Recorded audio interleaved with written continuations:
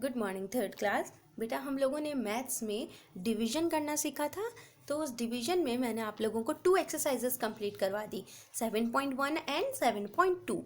तो live class के time पे हम लोग डिस्कस कर लिए थे। एक बार में एक एक क्वेश्चन आपको फिर से डिस्कस करवा देती हूँ, जिससे कि आप लोगों को चीज़ें और क्लियरली समझ में आएंगी। और जब आप लोग अपना वर्क नोटबुक में करोगे तो आपको ऐसा नहीं लगेगा कि हम क्या लिख रहे हैं, आपको पता होगा कि आप क्या कर रहे हो। ठीक है, तो देखो 7.1 में हमने क्या डिस्कस किया था कि हम डिवाइड करते कैसे है ना, ये मैंने आपको बताया था कि हम डिवाइड करते कैसे। तो चलो एक एक क्वेश्चन देख लेते हैं। ये देखो, divide and find the quotient in the remainder. इसमें हमने क्या किया था, हमने डिवाइड किया था और फिर हमने बताया था कि क्वोशंट कितना आ रहा है और रिमाइंडर कितना आ रहा है। तो देखो हमने इसमें किया था, फर्स्ट क्वेश्चन था हमारा 3 से हमें 27 को डिवाइड करना था। तो हमने 3 की टेबल रीड की, हमने 3 की टेबल बोली, तो हमें पता चला कि 3 9 27 होता है। तो हमने लिख दिया 3 9 27 और हमने माइनस किया तो हमारा आंसर 0 आया। ठीक है, तो हमारा रिमाइंडर तो 0 आया और क्वोशंट हमारा कितना आया, 9 आया। ठीक है, ये जो ऊपर आता है उसे हम क्वोशंट कहते हैं। ये क्या होता है, ये डिवाइज़र होता है। ये जो होते हैं वो डिविडेंड होते हैं और जो लास्ट में रह जाता है उसे रिमाइंडर कहते हैं। ठीक है, ये मैंने आपको लाइव क्लास के टाइम पे भी समझा दिया था। जिस नंबर से हम डिवाइड करते हैं वो डिवीज़र कहलाता है, जिस नंबर को हम डिवाइड करते हैं वो डिविडेंड कहलाता है। डिवाइड करने पर जो आंसर आता है उसे हम क्वोशंट कहते हैं और जो लास्ट में रह जाता है उसे हम रिमाइंडर कहते हैं। ठीक है, फिर हमने किया 5 से 35 को, तो हमने देखा 5 7 35 होता है। तो हमने 5 7 35 करके और 35 में से 35 को माइनस कर दिया, तो रिमाइंडर हमारा 0 आ गया, क्वोशंट हमारा 7 है। फिर हमने 4 से 22 को किया, फिर हमने देखा 4 की टेबल में 22 तो आता ही नहीं है, तो हम क्या करेंगे, तो 4 की टेबल में 22 नहीं आता है तो हम ऐसा नंबर देखेंगे जो 22 से ठीक छोटा हो, 22 से ठीक छोटा। तो हमने 4 की टेबल पढ़ी, 4 1 4, 4 2 8, 4 3 12, 4 4 16, 4 5 20, 4 6 24। पर 4 6 24 तो 22 से बड़ा हो गया, हमें तो 22 से छोटा चाहिए था। तो 4 6 24 था, तो अब हम क्या ले लेंगे, 4 5 ले लेंगे और 4 5 कितना होता है 20। तो हमने लिखा 4 5 20 और हमने 22 में से 20 को माइनस किया तो हमारा आंसर आ गया 2। ठीक है, जो रिमेनिंग रह गया वो क्या है, 2। तो 2 हमारा रिमाइंडर है और 5 हमारा क्वोशंट है। ठीक है, ऐसे ही हम रैंडमली कोई सा भी क्वेश्चन देख लेते हैं। फॉर एग्जांपल हम देख लेते हैं ये क्वेश्चन।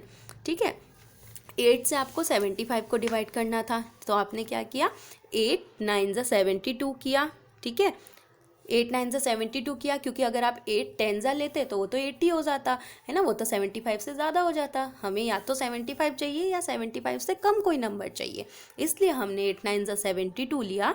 फिर हमने 75 में से 72 को सब्ट्रैक्ट किया तो रिमाइंडर रह गया 3। तो हमारा क्वोशंट आ गया 9, रिमाइंडर हो गया 3। ठीक है, तो इस तरह हमने ये क्वेश्चंस किए। फिर हमारे सेकंड क्वेश्चन में हमें डायरेक्टली गिवन था कि आपको ये करना है। आपको गिवन था 28/4, तो आपको पता होना चाहिए कि आपको 4 से डिवाइड करना है किसको, 28 को। तो ये देखो हमने किया 4 से 28 को डिवाइड, तो 4 7 28 होता है, क्वोशंट हमारा 7 हो गया, रिमाइंडर हमारा 0 रह गया। ऐसे ही और देख लीजिए 72/8, तो हमें पता होना चाहिए कि हमें 8 से डिवाइड करना है किसको, 72 को। हम 72 से तो 8 को कर नहीं सकते, हम 8 से कर सकते हैं 72 को। तो 8 को हमने बाहर लिखा, 72 को हमने अंदर लिखा। फिर हमें पता है 8 9 72 होता है, तो हमने 8 9 72 करके सॉल्व कर दिया, क्वोशंट हमारा 9 आ गया, रिमाइंडर हमारा 0 आ गया। ठीक उसी तरह यहाँ देखिए हमें गिवन था 81/9। ठीक है, यानी कि 9 से हमें 81 को डिवाइड करना था, तो हमने कहा 9 9 81 होता है, हमने लिखा, सब्ट्रैक्ट किया, तो क्वोशंट हमारा 9 आ गया, रिमाइंडर हमारा 0 आ गया। ठीक है, और देखते हैं हम कुछ क्वेश्चंस इसी एक्सरसाइज के।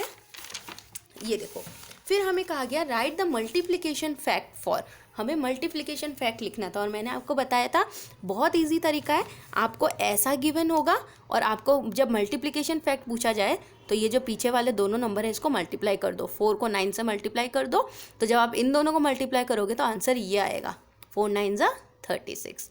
ऐसे ही 5 8 40, ऐसे ही 6 2 12, इसको ही हम मल्टीप्लिकेशन फैक्ट कहते हैं। ठीक है, फिर डिवीजन फैक्ट देखिए, हम लाइव क्लास के टाइम पे सब डिस्कस कर चुके हैं, बस एक बार फिर से बता रही हूँ ताकि आपको चीज़ें क्लियर हो जाएं। फिर देखो फिर अगर आपको ऐसे गिवन है कि 4 5 20 और मैं आपको कहूँ कि डिवीजन फैक्ट निकालो, तो डिवीजन फैक्ट 2 हो सकते हैं। कैसे? या तो आप 20 को 4 से डिवाइड कर दो तो आंसर 5 आएगा, या 20 को 5 से डिवाइड कर दो तो आंसर 4 आएगा, है ना। हमें क्या करना रहता है डिवीजन फैक्ट में, हमें 20 से पहले इसको डिवाइड करके दिखाना होता है, फिर इसको डिवाइड करके दिखाना होता है, ठीक है। मतलब दोनों नंबर से हमें 20 को डिवाइड करना होता है। फिर देखो जैसे यहाँ 18 गिवन है, तो अब 18 को आप 3 से भी डिवाइड करके देखो।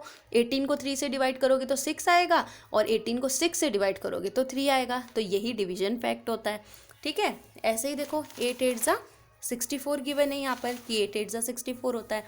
हमें डिवीजन फैक्ट निकालने बोला है, तो हम क्या करेंगे 64 को 8 से डिवाइड कर देंगे, आंसर 8 आ जाएगा।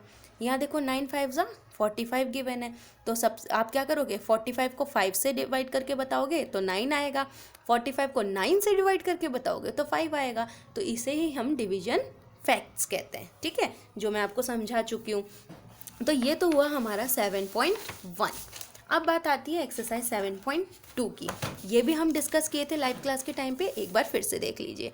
हमने पढ़ा था कि अगर हम 3 से किसी नंबर को डिवाइड करते हैं, 3 से अगर हम 3 को ही डिवाइड कर रहे हैं तो हमारा आंसर कितना आएगा, 3 से 3 को डिवाइड करेंगे तो आंसर कितना होगा 1 होगा, ठीक है।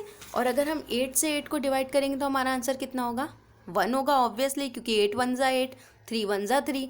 अब मैं 5 को किस नंबर से डिवाइड करूं तो आंसर 1 होगा, तो 5 को मैं 5 से ही डिवाइड करूंगी तभी तो 1 आएगा ना, 5 1 जा 5, तो 5 को 5 से डिवाइड करूंगी तो 1 आएगा।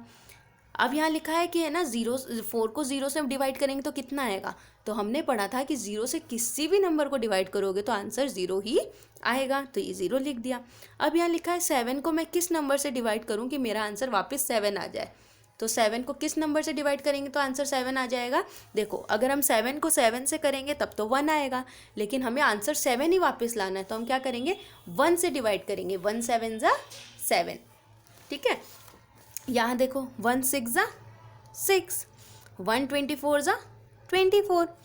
फिर देखो अब यहाँ है कि 9 को मैं किस नंबर से डिवाइड करूँ कि मेरा आंसर 9 आ जाए, तो अगर मुझे वही नंबर दोबारा लेकर आना है तो मुझे किससे डिवाइड करना पड़ेगा 1 से करना पड़ेगा, ठीक है। अगर मुझे सेम नंबर दोबारा चाहिए आंसर में तो मुझे हमेशा 1 से डिवाइड करना पड़ेगा।